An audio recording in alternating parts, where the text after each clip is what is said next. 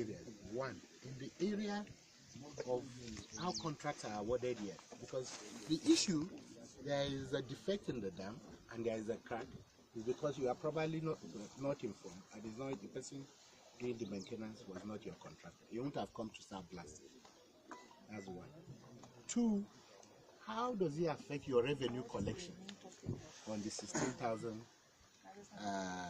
hectares for water? Because I'm aware the people are not paying for the ground, but they are supposed to pay for water. What is that situation? The first question, actually, we don't have, as far as this dam is concerned, we don't have any problem with the state government. The government doesn't have any hand in this dam. It's 100% controlled by the federal government under the management of Hadejamari River Basin Development Authority. And they are not claiming ownership? No. No, they are not. Okay. They are not claiming ownership at all. And they are paying their water rate? Actually, that one is the problem. That one is the problem. Actually,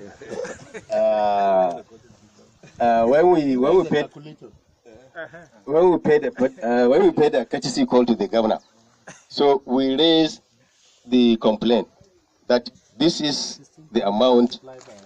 This is the amount Hadejamari is being owned by the state government. For the farmers. Let's know even the amount. We expect 40 million as water rate from here every year. Because you need money to be able to maintain the system. That is the first thing. The second thing is that this dam, like we saw on the board, is a multi-purpose dam. You also provide bulk water for drinking in Kano, and they are supposed to pay you for the bulk water. How much are you charging the state government for bulk water, and how much are they paying yearly? Actually, state government is not paying us, and that is the problem we have with them. And how many cubic meters of water do you give them daily? 22 meters.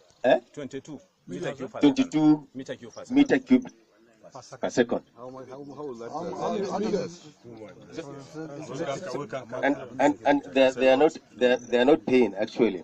So when I raised the issue with His Excellency, that we are pleading that he should intervene, so that the state government pays us back the money they owe us for the crude water they are taking from the dams. So the answer I received was that you are the people who are supposed to pay us, not we. Pay you to pay you. What is building dam? That's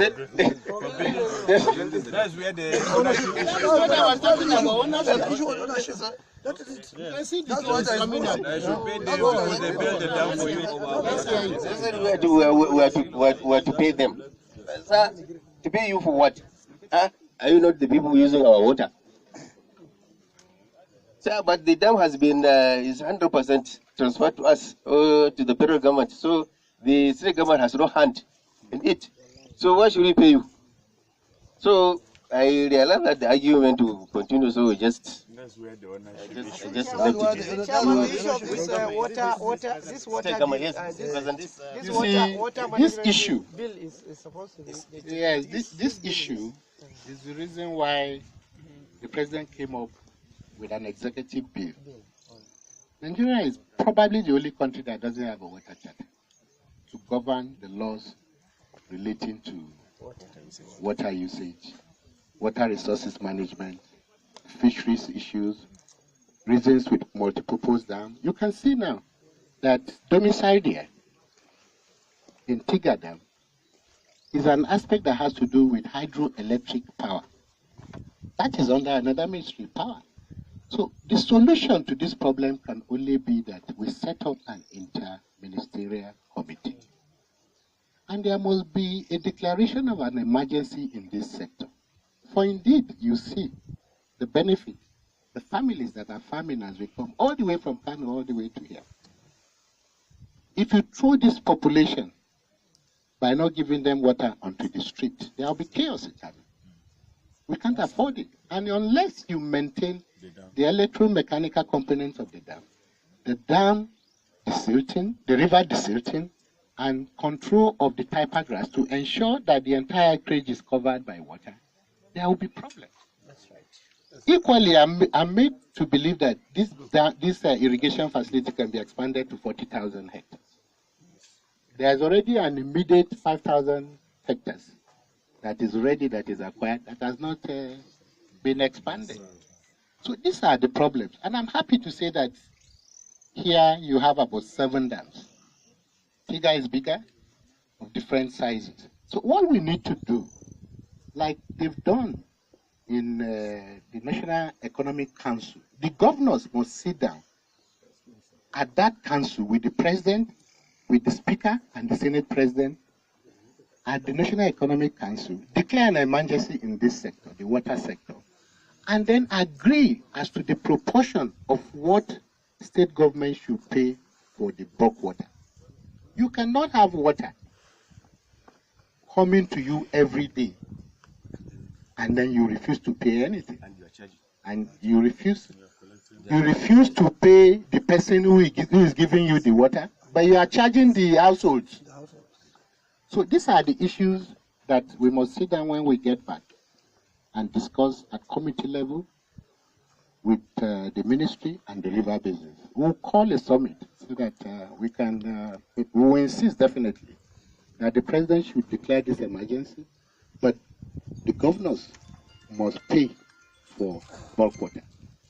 And equally, land we know is under the governors. But as we expand, they should equally pay for the land. You can't say that governors, they collect land rent. In the case of agric land, it is 2,500 naira. It is not too much. So as some portion of it should come to the people that are maintaining the channels. Because the issue with the grass is because you don't have money to maintain it. Yes. So if they are giving you some portion, even if it's 10% of the money collected out of the 2,500 per hectare, you'll be able to use it to clean the channels before, at the end of every rainy season, so that everywhere we get water. So these are issues, multifaceted issues that we have to sit down as stakeholders in the water sector to discuss. And I pray to the Almighty that, because Nigeria has over 300 of this kind of dams, littering the entire Nigerian landscape. I hope we'll be able to find a solution. But this is what the president must do. Any government that has the bottle and is willing can resolve it. It's just sitting with the governor. The governors too, they want fields. They want expansion of the irrigated fields because everybody cannot get government employment. Kano is a population center, 15 million and counting. And the only reason Kano is peaceful is because they have these 16,000 hectares that is engaging people. The day you lose this dam, there will be problems. That's right. And this is what we need in northern Nigeria. This is why we have all these rivers that God has given us, and we are now on the saddle. You have been given the responsibility. I and the committee have been given our responsibility. We've come to identify with your problem. We have seen it. When we see your budgetary provisions, we are now better informed as to why we should increase them. But if you don't tell us you have a problem, and if we don't see it, then we can't help you. This is why the committee is going back to Abuja, but is leaving behind consultants that will follow up on these issues and look at every single asset that you have. Enumerate the problems. What is your requirement, budgetary requirement? What are your challenges? Challenges in the area of capacity, areas of maintenance, and other areas. Funding problems, challenges, and all that. Once they enumerate it, then we'll be better informed as to how to deal with it in Abuja. I hope that the engineers that are given this, it's a national assignment. Whatever happens to Kano, because this is the only source of water, this 7 dams, it's on your neck.